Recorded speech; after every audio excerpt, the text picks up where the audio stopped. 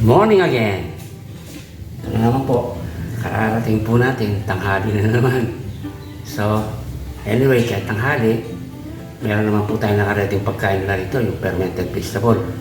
At gusto naman nila yon. Kaya, yung po ang ipapakain natin sa kanila, yung dating pagkain, fermented vegetables, darak palay, darak mais, at saka commercial feeds.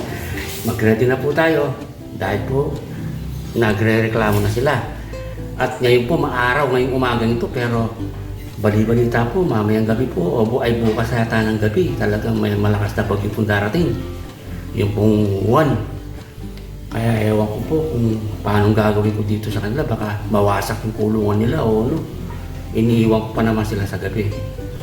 So iniisip ko bukas kung talagang masama yung panahon bukas at talagang malakas ang hangin.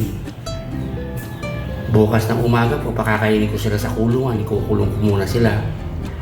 Pagsasama-samahin ko sila lahat. Tapos medyo tignan-tignan ko kung talagang masama ang panahon at talagang baka gibayin yung kulungan nila.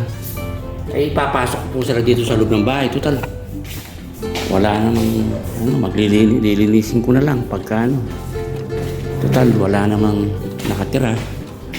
Papalinis ko na lang. Doon po sa loob dito. Yan, sa loob. Itatambak ko sila dyan. Bahala na sila. Kung talagang masama ang panahon, kung wala na akong choice.